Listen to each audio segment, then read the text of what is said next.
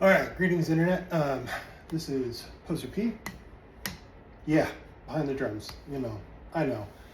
I've been doing this for, 8 years now. I'm just a beginner in that sense. But I want to talk a little bit about something, and the topic today is groove. Now, I know we talk a lot about groove. I see a lot of videos about groove, and the way that a lot of people talk about it, I don't necessarily identify with, because what they play is not what I want to hear. And rather than just complain about it, which is kind of what I did in my head for a lot of years, I thought, okay, well, I'm going to learn how to actually do it. Because it's one thing to be like, okay, I don't like how people play. Not that they're bad, just the style and their time, the way they express time. And that's really the thing, is it comes down to how we express time on the drums. Now,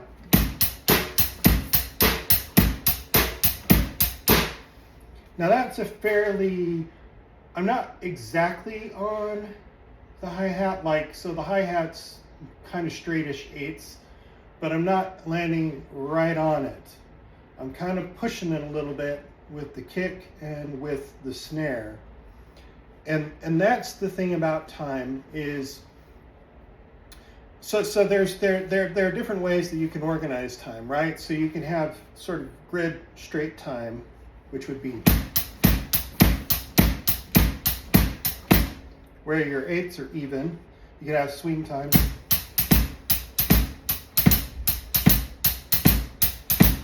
Horrible example, but you get the point. So the way that I divide the grid in my head is I think of tap dancer, okay? The thing to do is go watch like the Nicholas Brothers or, Fred Astaire, some of these older tap dancers, and there's a reason for that.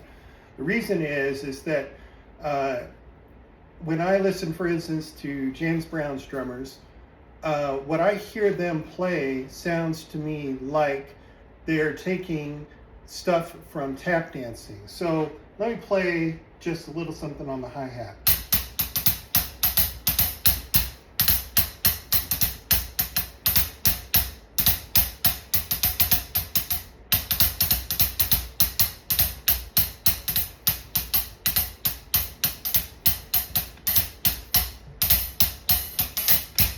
So that's kind of like tap time. I'm going to call it tap time.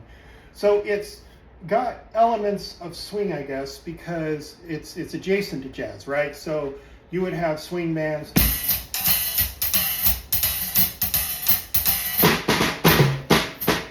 And then you'd have the tap dancers tapping along to that.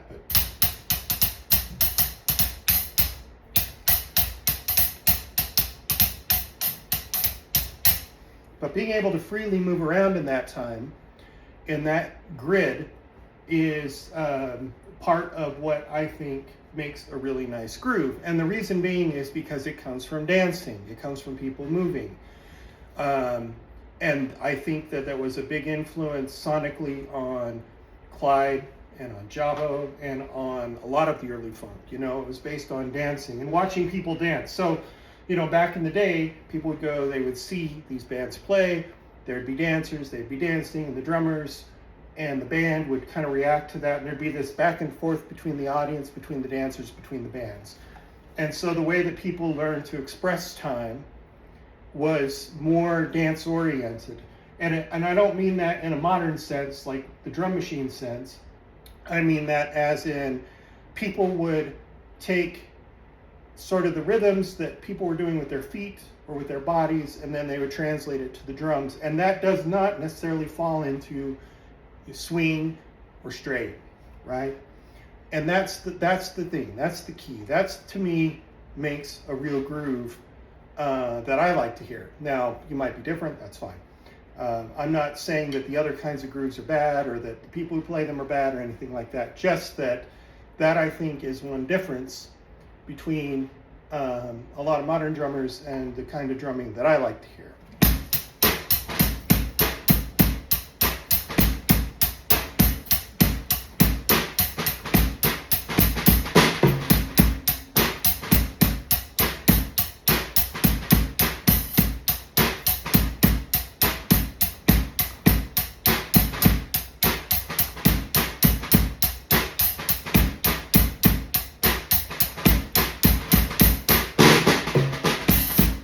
You know, people will talk about that and they'll say, well, it's kind of in the cracks, or, you know, there's a little bit of swing or whatever. But really what it is it's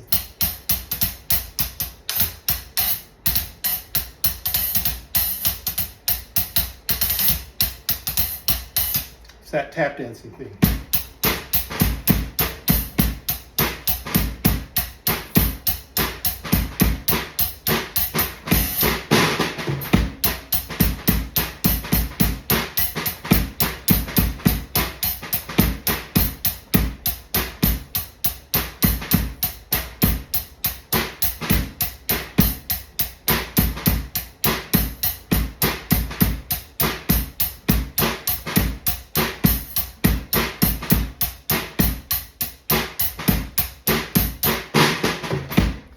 And so the way you express that is you play the hi-hat straight and you displace the other things.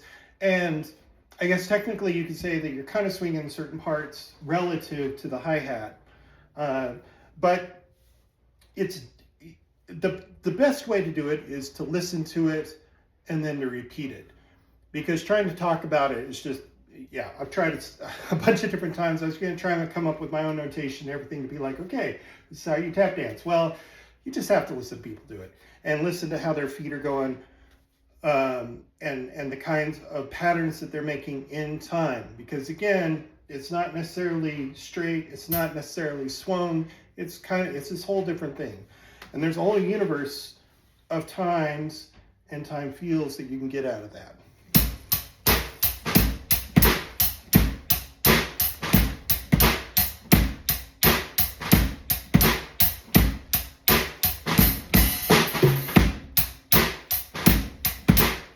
Like that's kind of similar to you know, broken beat and some of the other styles that are more recent, but it's not, right? It's not the same thing as what those do, because a lot of those are more influenced by the way that like drum machines sound and stuff like that. Let me see. Let's try another kind of example. This would be more of a rock thing.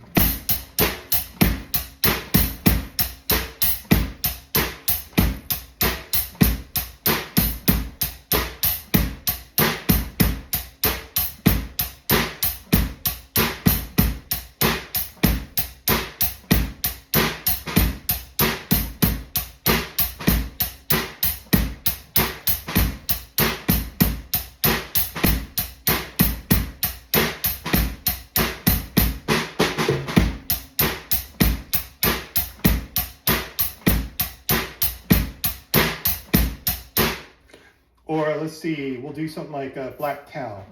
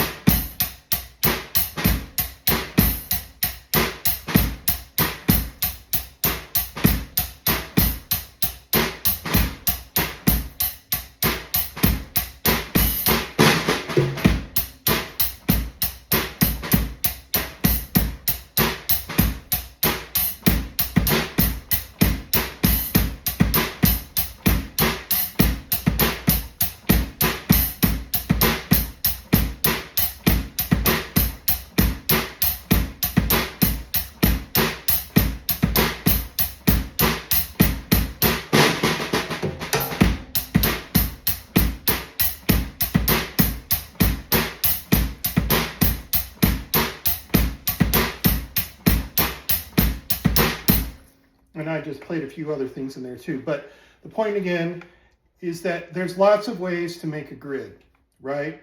You can have a swung grid, you can have a straight grid, you can have something between swung and straight. And those are 3 out of millions of ways that you could do it.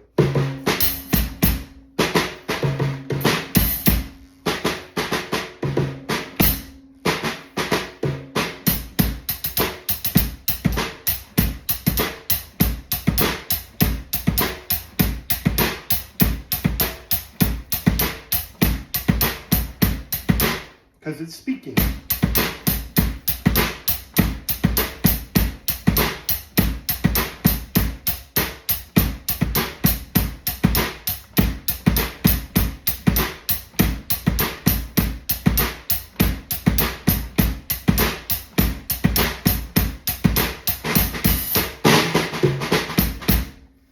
and it's speaking by moving. So, you know, spoken movement, I guess you could call it.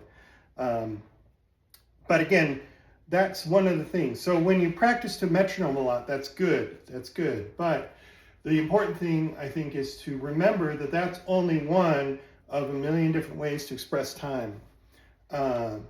And really, I think it's important to be open to all of the different ways to do it.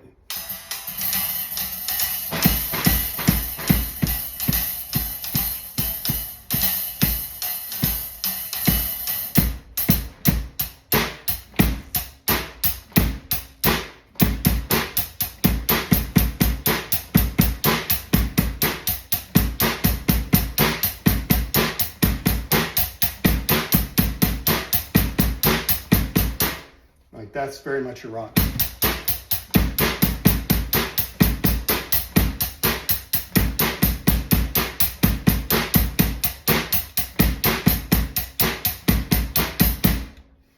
Rock way.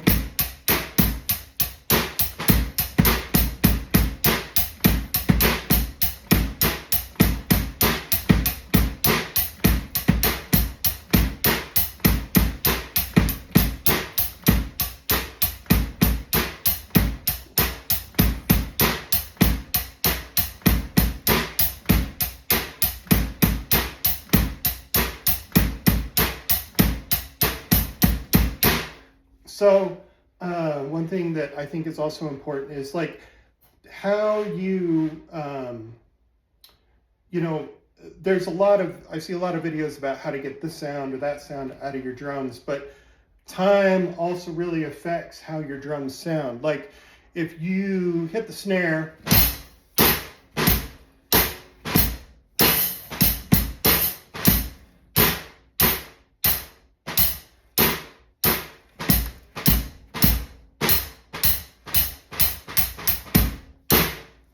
when you hit it relative to the hi-hat, like right on, a little early, a little late, I'm exaggerating those, it changes how it sounds because it's almost like it's one sound. So, and that's another thing. Like for instance, I don't like close miking because it kind of ruins the idea of the kit as having a sound. And blending the different parts of the kit together almost like they were one, like that would be almost like it's one instrument instead of two.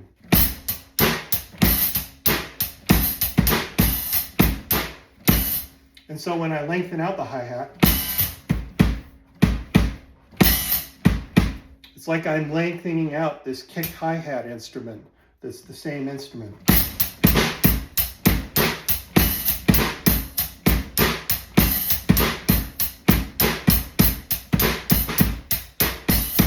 And by doing that, that affects how you're expressing your time. You know, when you start and your notes, all that stuff's important as far as how it falls into this concept. So that's it. It's my weirdness. Anyways, thanks for watching.